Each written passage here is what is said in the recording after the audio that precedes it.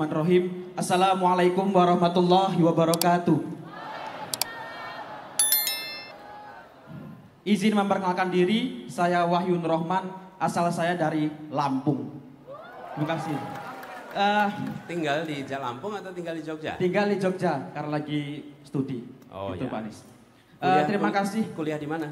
Kuliah di UIN Sunan Kalijaga. Mana mahasiswa UIN?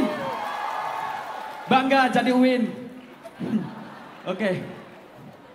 Izin duduk ya Pak Anies. Saya mungkin akan bertanya. Pertanyaan ini mungkin sepele tapi tidak receh Pak Anies.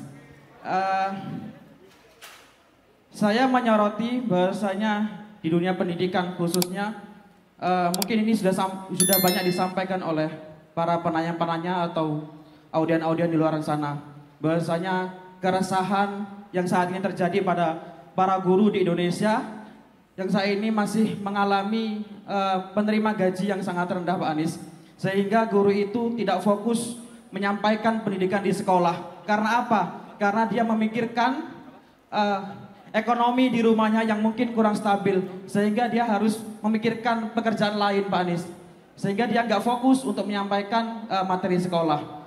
Tapi kita lihat di sisi lain, di beberapa tayangan televisi, acara televisi yang saat ini mungkin kita lihat kurang menayangkan edukasi yang sangat penting untuk generasi muda saat ini. Kita bisa lihat beberapa acara televisi.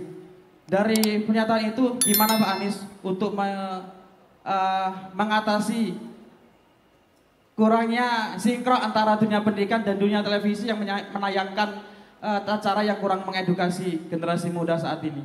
Terima kasih Pak Anies. Ya, Mas Wahyu, terima kasih. Iya. Jadi begini, terkait dengan pendidikan. Pendidikan itu bukan hanya sekolah, tapi juga instrumen lain. Media melakukan pendidikan. Di antaranya adalah televisi. Iya. Kemudian juga banyak sekali aktivitas saya, termasuk pejabat negara. Pejabat negara itu sebetulnya melakukan pendidikan. Bahkan kalau Bung Hatta pernah mengatakan setiap pemimpin adalah pendidik.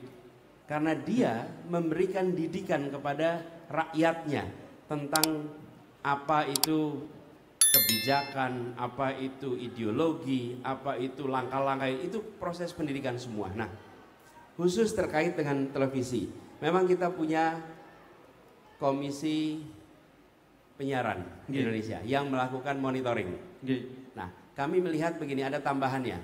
Menurut hemat kami, kalau ada acara yang dianggap tidak mendidik, dianggap tidak pas, jangan hanya fokus kepada produsennya dan televisinya, tapi perhatikan siapa sponsornya.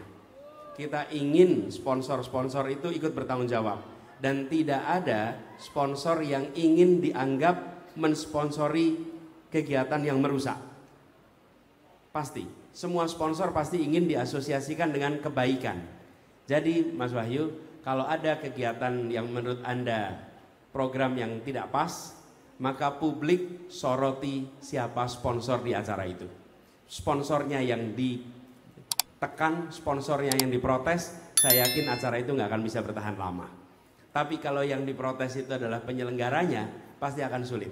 Nah, negara ada aturannya, tapi kita harus memastikan bahwa di satu sisi kita mengatur tentang norma-normanya, di sisi lain kita tidak boleh juga menghentikan kebebasan untuk berekspresinya.